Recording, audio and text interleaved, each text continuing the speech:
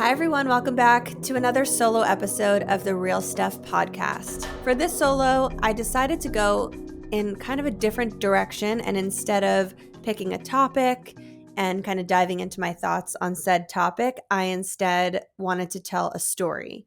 And this is a story I haven't shared yet on social media. So this podcast is the launch place of this story. First time I'm actually telling everyone about this. And this particular story happened 4 years ago. So I figured what better platform than the Real Stuff podcast to come out with a story. Hopefully you guys just give yourself some time, pop in your headphones, do whatever you're doing, drive to wherever you're going, and enjoy. As you can probably gauge from the title of this episode, this story is probably the wildest thing that I've ever experienced in my time as a content creator as it relates to interactions with followers and audience members. We live in such a strange time when it comes to the internet and the way that it can connect people, but this story just has so much emotion to it. And please, if you're listening on YouTube, listen all the way through, leave a comment, let us know your thoughts. If you are listening on Apple or on Spotify, please send a DM or write a comment under the posts that are going to be going live on the Real Stuff's Instagram account. It's at the Real Stuff Pod. I'm really fascinated and interested in hearing what you guys think after you hear this story. I'm going to take you back to 2020, a tumultuous year for all, to say the least. But 2020 was the first time that I got an email from a follower of mine who is a 16-year-old girl in Italy. And I'm going to change her name for you. In this story, you're going to, there's people's names that come up, and there's also different locations and places that are mentioned in the story. So I'm just doing my best as I deliver the story to you to obscure the details as best as possible for the privacy of this person and her family. We are going to call her Kiara. That's the name we're giving her.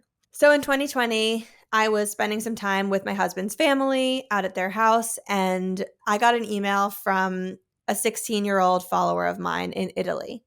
And I'm just going to read you the email. So I have, all the interactions pulled up here, so I can really read them to you verbatim, aside from, as I said, defining names and places. So the email says, "Hey, Lucie, I am an Italian 16-year-old and I wanted to share a little story time. This was about a year ago. I played rugby for a long time, and one day during a match, I started having trouble breathing and ended up fainting. When I got to the ER, the doctor had a weird face on him, and I was still on oxygen, so I was weirded out. The doctor diagnosed me with pulmonary stage 3 cancer. He said I had no more than 2 years to live and there was nothing to do. When I heard that, I was so surprised.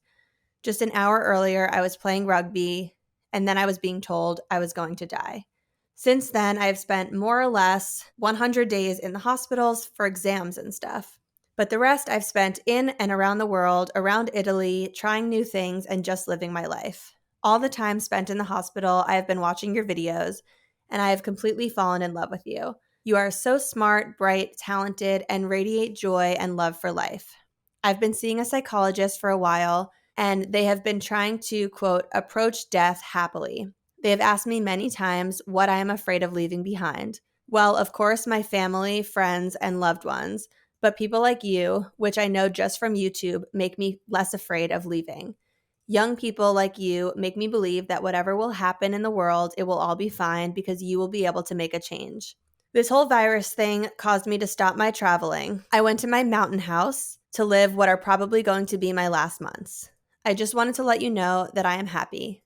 I am dying at only 16, but people like you truly make me happy. My biggest dream was to become a doctor because, just like me, my aunt and my grandmother died from cancer. I wanted to beat this beast, but I guess he won. This is what I once thought, that cancer had won over me and over my life. But it will never win because I am still living. My biggest dream is that in the future, a bright and smart doctor will be born and he or she will find a cure for cancer. Then me and everyone else will have won. I just wanted to share my story like you have always shared yours for all this time.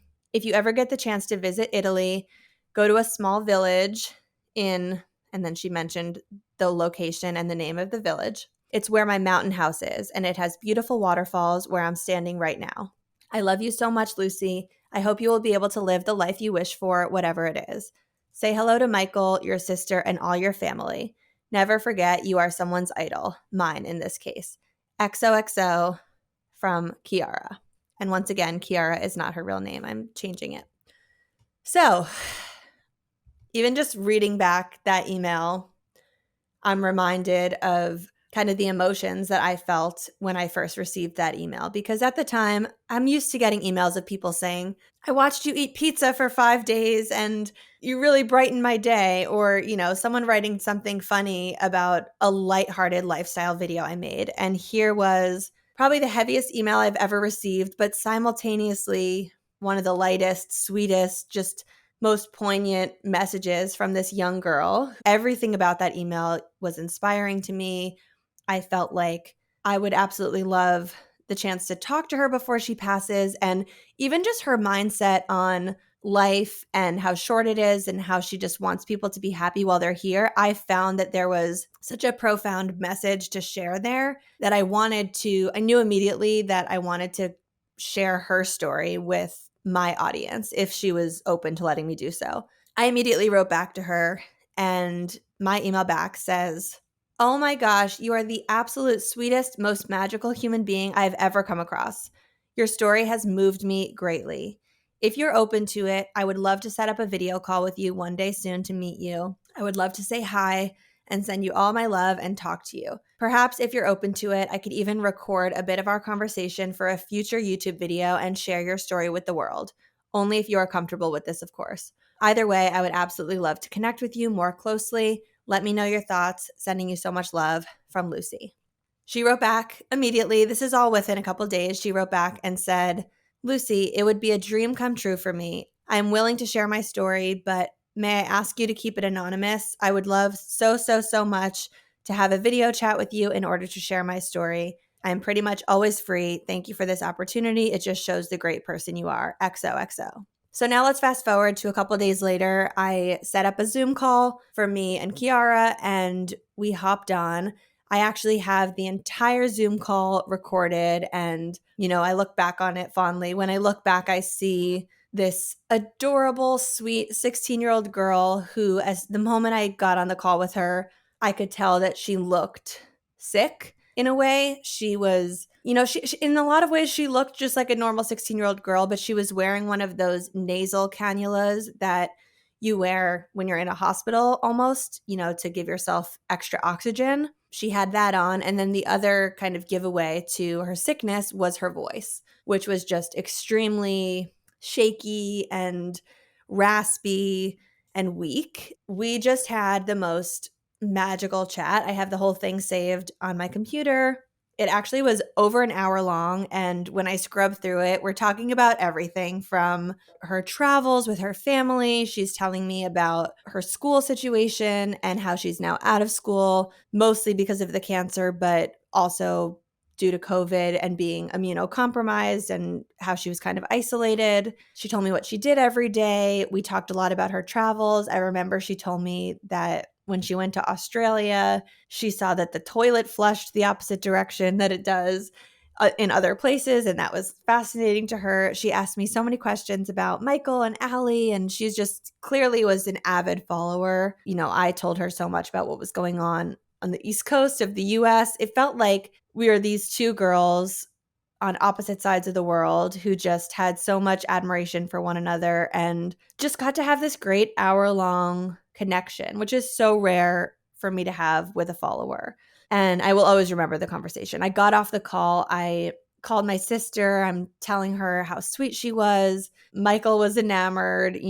My whole family was just like, what a precious girl. For the next few weeks, the two of us basically became international pen pals over email, for lack of a better word. So I have emails, going back and forth from each other of her saying, I'm spending this weekend at my mountain house. Here's a photo of my dog in the mountains. And she'd send me a picture of her dog. And I would reply and I would say, oh, here I am on Long Island. I'm actually sitting out in the sunshine. Let me send you a picture of my view of where I am. It really was one of the sweetest moments for me as a creator, where I really got to put a face to this person that was literally across the world, like not even the country, but totally an international follower who I was able to forge this incredible connection with. So now we can fast forward to a few weeks later when I opened my email one morning and I have an email from Kiara's email address, but it's actually from her dad. And I'm just going to read that email too. And by the way, I'm changing his name as well. So he told me his name, but I'm going to change his name to Giovanni. Dear Lucie, I'm Giovanni, Kiara's father. I'm writing this email to communicate that unfortunately, Kiara passed away on Saturday, July 11th at 3:09 a.m. Central Time at blank, and he gave me the name of the hospital. We knew it was going to happen. We just didn't think it would be this early. I am now taking some time to finish some things my daughter was not able to herself, which included contacting you. As you probably know, we were at our mountain cottage. She felt sick during the night, and when we got to the hospital, the doctors tried to resuscitate. Even if she did come back, there was nothing to do. She passed happily, smiling like always, pain-free, and surrounded by her loved ones, just like she wished. Her healthy organs will be donated, and the rest of her body will be burned. I believe this news comes unexpected since I was aware that just yesterday, Kiara had emailed you. Especially in that last period, she always referred to you as a beautiful and lovely person. Her smile when she talked about you truly was honest. You should have seen her when she was trying to explain your 5-day challenges. She was truly your biggest fan, and from a quick look at your YouTube channel, I totally agree. You were referred to as full of life, and quoting her, the person I would want to be stuck on a desert island with.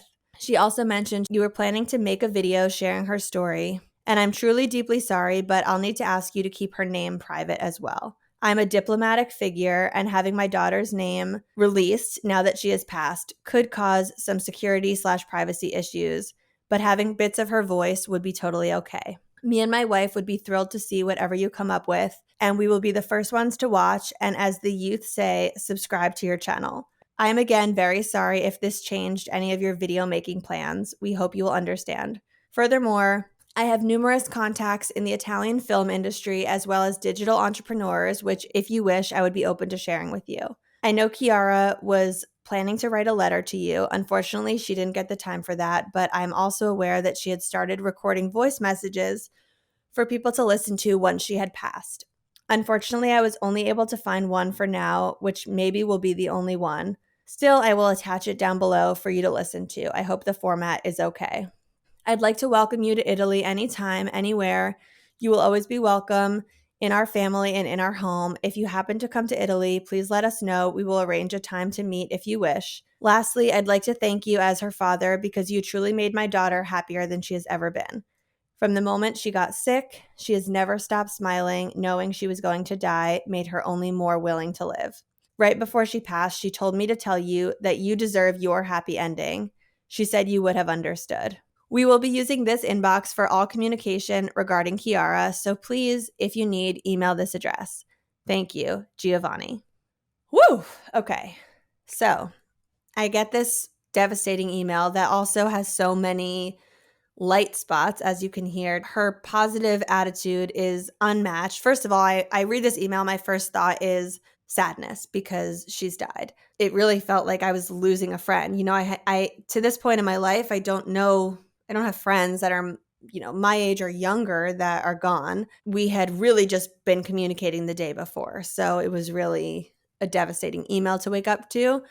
But in there, as you can see, there's so much other positivity that came out of this. And, him telling me what she would have wanted for me. By the way, the part where she said that I deserve my happy ending and she said I would have understood, that was a reference to when we were chatting on Zoom. That was kind of the message that she gave me, was that she just wants everyone in life to have a happy end. And she felt like she was going to have that for herself. And clearly she did. And this email just came. I remember waking up and going downstairs. I was with my family at the time, and equal parts hysterically crying, broken, but while also simultaneously reading her words and thinking she would want us to celebrate and she would want us to be happy. So by the end of our crying session, which by the way, my whole family is involved in, we're all just sobbing.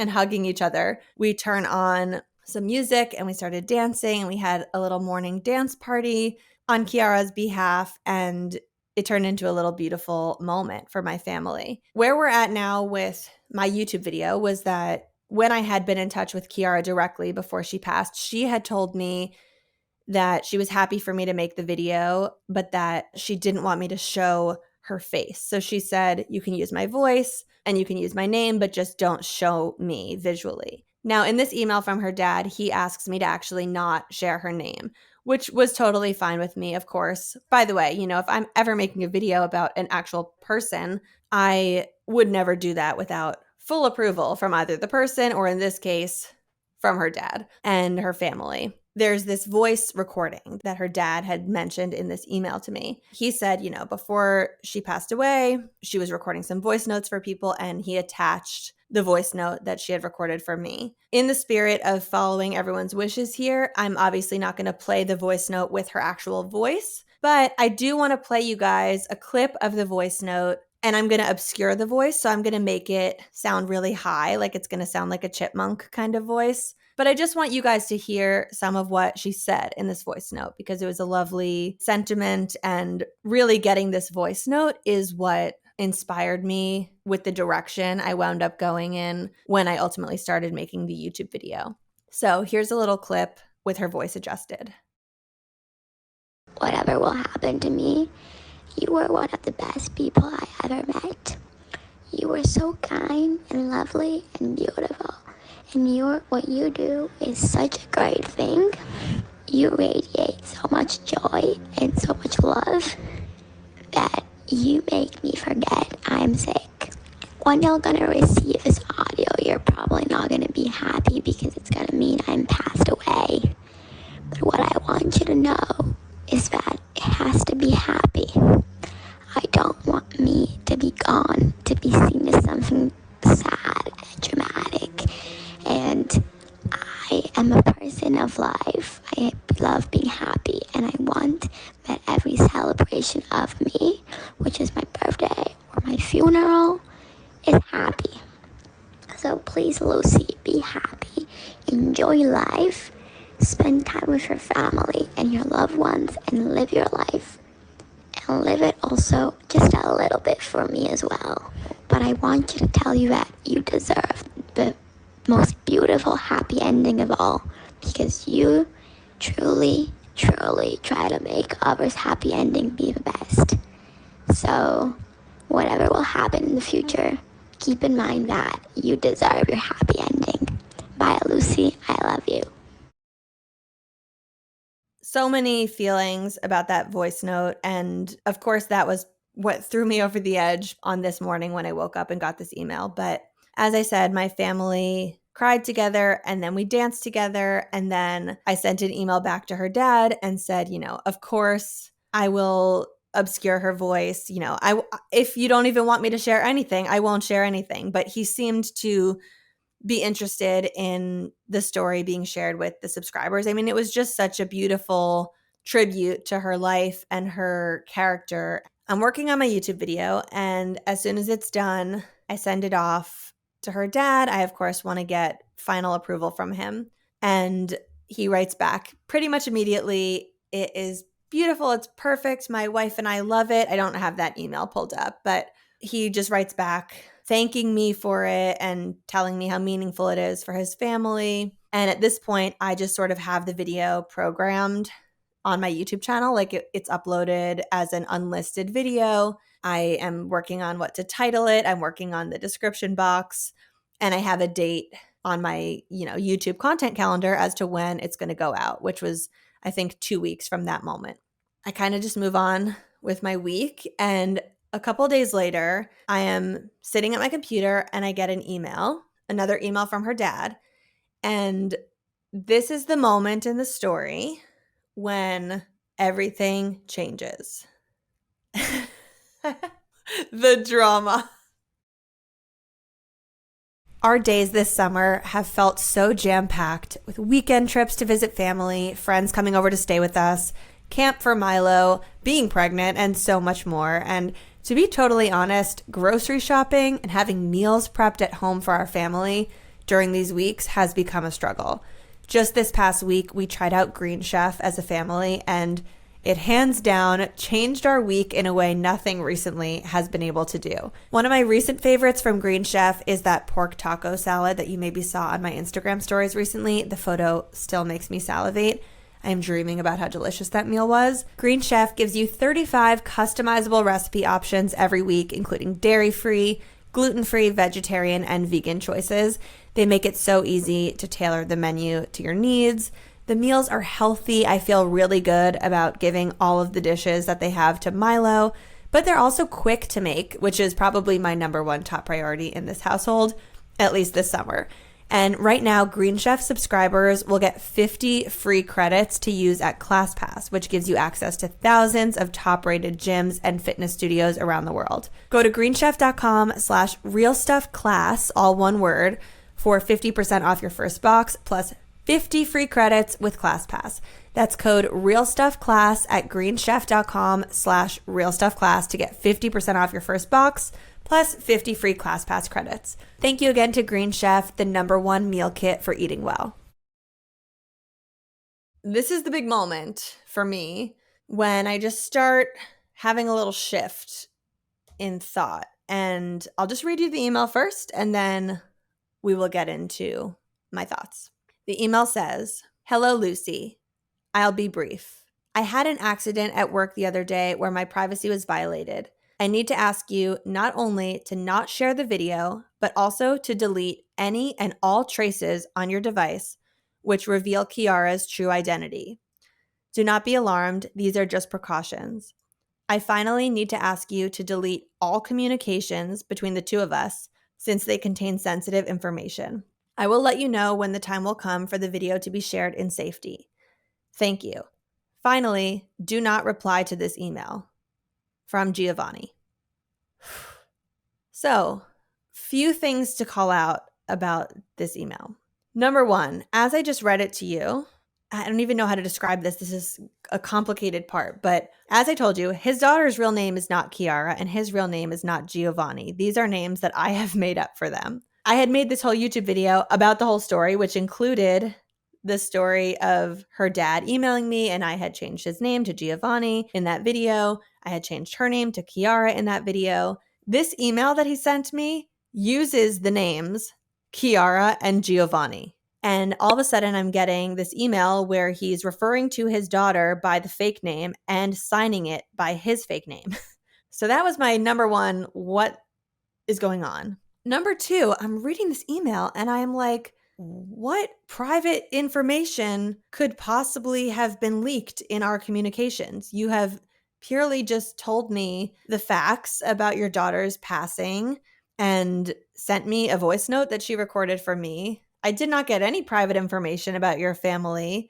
I don't know why I would need to delete my video that I've recorded of my interaction with Kiara in our hour-long Zoom call. Like, there's nothing top secret about these conversations. It's just two girls chit-chatting. Why the sudden freak out? It almost seemed like the moment, it was a couple weeks before I was about to share this video, and it almost seemed like this person, whoever I was talking to, was starting to have panic about this video coming out. Although, as I will say again and again, there was nothing in this video that would have been disclosing of anyone's true identity. But that said, I could see how this person might have just all of a sudden felt like things were about to come out to the public and had a minor freak out. So all of a sudden, this went from being this happy but not happy story because she passed, but this, very loving interaction we were having where I'm about to share this inspiring video of his daughter, to total lockdown, like as if we're on CSI Miami, nobody touched the crime scene. And I am all of a sudden just starting to get red flags. I'm seeing the red flags pop up, thinking, what the hell is going on? Like, this just feels strange. At this moment, I am starting to go to some weird places in my brain, trying to figure out why on earth this person's dad, who just lost his daughter, first and foremost, now I'm even questioning, how did this guy who just lost his daughter take that amount of time on the day she died or the day after she died to email some random YouTuber across the world and give me so much of his time and attention when he just lost his daughter. At the time when I was getting these emails from him, that didn't even cross my mind because it kind of just felt like this is his way of coping with this loss and his way of doing what Kiara would have wanted him to do and whatnot. But as I'm getting this email, I'm thinking something is very fishy here. And is this story even true? That's where my brain went. Is this girl even dead? Is this her father that I'm talking to? Now I want to get investigative and do a little bit of digging and see if I can figure out if this person even exists and if this person actually died. So at this point, I had found this girl Kiara on Instagram before, and so I went back to her Instagram page. I could see that she very much existed. I wasn't able to find much info about her online because she was young and was just a student, but I ended up searching for her dad's name, the real name, not Giovanni. And I come across his LinkedIn profile, which then leads me to a little bit of insight as to where he works, a little bit of information about him on his work's website, and I am able to find that this is indeed the father of the Kiara that I'm in touch with, who lives in XYZ location that she told me. So, all of the stuff she had told me about her father's name and the location that she lived and all of that was actually the real places, the real names. So I was able to find this stuff on the internet, and I find her father online. Now, at this point, I don't want to freak him out and reach out and say, did your daughter die? Is this real? I just didn't know what to say. So I send a LinkedIn message to him and I say, and by the way, once again, I'm still using the name Giovanni, but of course I was using his real name. I say, "Hi, Giovanni. I apologize if this is the wrong Giovanni that I'm reaching out to. I found this email address from LinkedIn, but I wanted to check if you were, in fact, the father of the Kiara that I've been speaking to. I received a strange email communication from this email address," where I proceeded to give Kiara's email address, "and it said it was coming from you. I wanted to contact you on a separate email address to confirm if that email was actually from you. Thank you very much for your time. Please reach out if you have any questions." And I sent that email through the email address I got from LinkedIn, and unfortunately, it immediately bounced back to me. So it never made it to her dad. But because I was in my super investigative era and I was thinking, now that I got this weird email that made me feel like I was on CSI Miami, I am going all CSI Miami myself, and I'm about to figure out if this story is real. So I was with my sister-in-law and my brother-in-law. I decided to pick up my phone and to call the Italian hospital that was cited in the email as the place of Kiara's death. I took a little Italian in college. Can't say I remember much, but I was able to use a little Google Translate, remembered a few words, and I got on a call with someone who spoke somewhat broken English, and I was kind of speaking in broken Italian. And I basically asked, "Can you tell me if a girl named Kiara XYZ, insert her last name here, passed away from pulmonary cancer on July 11th at this time in this exact hospital? Can you confirm this for me?" Turns out my Italian wasn't as clear as I thought it was. And the person was kind of like, "What are you talking about? We're not allowed to share information about patients. The hospital has multiple departments. We don't even know who you're asking about." It ended up not getting me anywhere, but that was just a funny part of the story is that I called the hospital.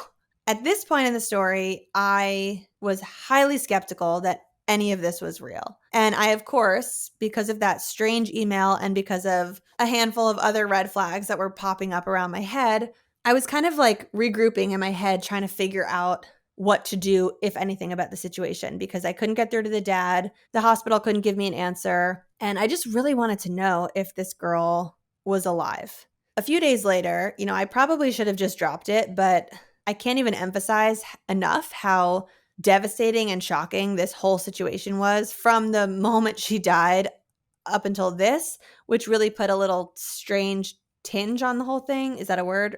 It left a really weird taste in my mouth. I just really wanted to know if she was still alive. And so a few days later, I end up looking her up on Instagram again because, as I said the other day, I found her account. She was right there. And all of a sudden, from my account, I can't find her anymore. So I use my husband's phone to look her up. And what do you know? There she is, which means that she had blocked me. And not only did she block me, but in the time between when she, quote, died and that day, she not only blocked me, but she changed her Instagram profile picture to a new picture. That to me was just the final nail on the coffin, no pun intended, of this girl is not dead. She is alive. She blocked me on social media and she changed her photo. There's no way her dad's doing that. He has no reason to do that. So, wow, Kiara is alive. Did she even have lung cancer? Does she really live in Italy? What is going on? I'm just simultaneously confused, and it's all wrapped up in the emotions of me having loved this person and me having grieved her death a couple weeks before. And now here I am finding out that not only is she not who she maybe said she was, but she's alive. And I can't even express what was going on in my head. So at this point, I have cut off communication in that when her dad didn't respond to me on LinkedIn and the hospital couldn't give me an answer, and I noticed that she blocked me, I didn't feel the need to go any further into it. I didn't feel the need to send her a DM from Michael's account or reach out. I honestly just wanted to be as far away from this person as possible. I didn't write any further emails at that moment. But a few days later, I end up getting another email from Kiara's email address. And once again, another email moment that comes in where Kiara is being referred to as Kiara.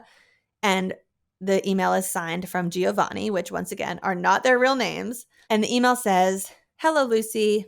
My privacy issue was solved. I'm very sorry for the unexpected message the other day, but some very personal data of mine was violated, including this email address. You may now post the video of Kiara's story. Thank you very much for your immense patience. Me and my family are now taking some time off, so I will be inconsistent in replying to emails. Thank you, Giovanni." At this moment, it has kind of been proven to me by means of social media that Kiara is in fact alive and that this story is not real. And so getting this email, at this point, I wasn't even confused. This didn't thrust me back into thinking oh, maybe she is dead. Maybe this is her dad. At this point, I'm thinking, I just want to figure out the story. I am just intrigued now on a human level, taking myself out of it, taking my family and all of our emotions out of it. I just want to know what happened. I let it lie for about 2 months. So I don't respond to this email because, as I said, I just wanted to be a little far away from this person. I don't respond to the email. I don't do any further digging. And after the 2 months, once I've sort of calmed down about the situation a little bit more, I had received an email from the place where Kiara's dad worked because 2 months prior, I had reached out to them in my frenzy to try to get his email address. And so I received an email that gave me his email address. And it was 2 months later. And I thought, let me just check on this again and see if maybe I can get some closure about the situation. So I basically send the initial email that I had tried to send, the one that bounced back to her father. I sent that to this new email address. And I heard back from him relatively quickly. And what I realized in his reply is that he, being from Italy, did not speak English very well and did not really understand what my message was. But I think from his point of view, he saw that an American YouTuber was sending him a message about lifestyle content and YouTube and asking a question, but I don't think he knew what I was asking. And here's his email back to me. "Dear Lucie, thank you for your recent message that this department has forwarded to me. Now I had the chance to visit your website, and even if its contents don't seem targeting to my generation, I guess that they could be matter of interest to my daughter, Kiara." Once again, he uses her real name, "who is a teenager, very curious about creative writing and modern lifestyle. She's currently studying in a boarding school in the UK, but I will take time to check with her ASAP. Saluti e buon lavoro." From, and then his real name. The moment I opened this email from him, I realized, A, he didn't really know what I was asking him when I sent him this email saying, I got an unexpected message. I want to know if it was actually from you. Instead, it was coming from this email address and whatnot. But he just wrote back to me basically saying, I checked out your website and maybe my daughter would be interested in this. She's currently studying in a boarding school in the UK. That email from him really just gave me the final confirmation that she is alive. She did not die. And no, I have not been conversing with him on another platform, but that I was, in fact, talking to the girl the entire time. Where to even go from here? Well, I didn't really know what to do because I could at this point have just not responded at all. I'm sure he wouldn't have come back and said anything to me. Like, he had no reason to be in touch with me. So I could have just responded nothing. I could have responded and just said, thank you, have a nice day. Or I could have done what I ultimately ended up doing, which was sending him a longer email to tell him what had transpired and what his daughter had done.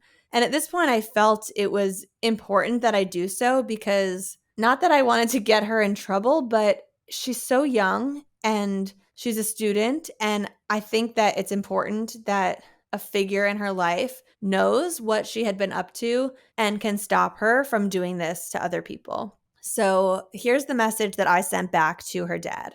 Thank you for replying. I wanted to let you know that there has been a strange situation and I felt it was important that I share it with you. A couple of months ago, your daughter, who follows my lifestyle content, contacted me via email and told me who she was and said she was suffering from cancer and had 2 months to live. We started talking daily, and a couple weeks later, she sent me an email from her email account claiming that she was you, her father, and she used your real name and told me that she had passed away. It was a very sad situation for me as I thought I had lost a friend, and I made an entire video for my YouTube channel about her and our friendship. I haven't shared this video and I don't plan to. I started to notice that something was strange about the situation, and I've since noticed that she is still active on social media. So I began to understand that perhaps she faked this situation. Anyway, I'm just sharing this with you since you're her father, and I thought you should know that this happened. I'm really sorry to bring this to your attention, but I thought you deserved to know. I just wanted to pass it along to you since she's so young and the internet can be quite dangerous. Thank you so much for taking the time to read this, and I hope you have a nice day. From Lucie. And that is really where our story ends because that really is the last communication that I ever had with either of them from this family. So 4 years later now, and I still never heard back from her dad, haven't heard from Kiara, the girl. I'm still blocked from her social media, so I can only see her when I'm on other accounts. That's sort of where it all ends. And of course, I never uploaded the YouTube video. I didn't really ever plan to talk about this, but then I started the real stuff and we started having guests come on this show where we tell stories that are just wild and interesting stories for other people to hear. And I realized I had this experience that had happened to me that I had never shared and felt it was worthwhile for the podcast. There's so many thoughts that I have about this story. I'm really curious from your standpoint as listeners, when you heard the story, if as you were listening, you were skeptical of this girl from the start, or if you were really as blindsided as I was in the outcome and what happened here. Sometimes because of the way I tell the story to people, or if people know what's going to happen before they hear the story, some of the earlier interactions that I have with her seem a little fishy and seem a little bit like red flags, but I don't even know how to express with enough clarity that in the moment that this was all unfolding and in the time when I was communicating with her before I found out all this stuff, there was not a morsel of my being that questioned if this was a real story or not. And my whole family, similarly, was involved and aware of the communications, and it didn't cross anyone's mind that this was a catfish situation. Or I don't even know if you can call it a catfish if it was actually the person that they're saying they are. It's more so like a catfish death. I think part of what made this story so tragic to me is how invested and involved my whole family and the people closest to me were when it came to this girl. Prior to the death and prior to the red flags, I had never really felt this type of connection with a random follower, a random international follower before. To have this whole beautiful situation where there was this incredible story and this incredible video with a beautiful message to share the world, to have that whole thing disrupted and uprooted because the person was actually faking a death is still kind of crazy for me to think about and realize that that happened to me. Now I, in hindsight, can even go back to some early things about our interactions together. And it seems a little more obvious now in hindsight that something was going on. So just for example, like that voice note that her dad sent me that she had recorded. Although, as you guys, you guys heard it and maybe you guys felt it was powerful and emotional. And that's exactly how I felt in the moment. In hindsight, when I listened to that voice note, I do think like, wow, okay, this was a little bit overly dramatic or like a little bit like a movie. Like it sounded like too intense to be real or just too perfectly crafted. Like, is this what this dying girl would actually be saying? I don't know. A couple of other things, like when I really look back and I examine some of my earlier emails that I got from Kiara, and then I look at some emails that I got from her dad, quote, from her dad, I realized that there are a couple of times that they use the same words for things that are actually a misuse of the word because of the English barrier. In hindsight, I can look back at those emails and compare them and say, oh, wow, I should have known that her dad was her the whole time talking to me because he misused this phrase just the same way she did. Those are things they weren't even in my purview or my train of thought at all at the time. It's only in hindsight when I look back that I see some weird things like that and that make me wonder if I am the crazy person for not picking up on this, or they make me wonder if I did something wrong by going along with the situation and not seeing the craziness that was right before me. Once again, I'll just say it again. I had other people in my life involved in this relationship who talked to her and read all my communications with her who didn't feel, no one at the time found anything alarming or out of the ordinary. It's only in hindsight that we all look back and we all realize that there were some things that were a little bit abnormal. So, do I have a takeaway from this story? I mean, I do have to say, as a creator with a public persona, this story and this whole situation happening to me did sort of suck me in the sense of, if I was like metaphorically a flower blossoming out before this, I definitely rooted myself down a little bit more firmly and turned my petals inward, for lack of a better word. Took this as a learning moment of, wow, first of all, thank God this wasn't something more serious than it was. Thankfully, it wasn't a dangerous situation. And thankfully, this was just a teenager across the world who, now that I really think about it, was probably home from school because of COVID, who was probably just so incredibly bored and wanted to develop a relationship with a YouTuber that she liked. But it did sort of ring off some alarm bells for me of, wow, I really let myself be vulnerable to this stranger who, the truth is, I didn't know her. And you better believe that from that moment forward, I do not take Zoom calls with stray followers who say that they're a big fan and that they want to meet me. I do not offer to meet people in person and communicate with my followers in that way. If I'm ever in a city, I don't share where I am until I've left the location that I'm at. I'm okay to say the general city I'm in, but I'm not going to share the restaurant or the hotel or where I am. Even if I'm doing something that is more work related, like coaching a client, I offer these coaching services for people who want to learn social media tactics and video editing and video production. If I'm coaching someone and I get an email that someone wants to be coached, I don't just say yes and hop on a video call with these people. I will make sure to look up these people on multiple platforms. I need to see their social media. I need to see their LinkedIn profile. I need confirmation that they are who they say they are. It has really made me, I guess, in a way, tighten the reins on me and my accessibility to people, because it just sort of shocked me and shook me to my core. Thank you all for listening to this story. I hope that you found it entertaining. I really hope you were right along with me for the ride at that pivotal moment feeling just as shocked as I was in the moment. And I would love to hear your thoughts on this episode. I'd love to know if you want more episodes like this, where not necessarily me, but where people come on and tell these stories that are just kind of untold, shocking, real life stories of things that are happening around the world.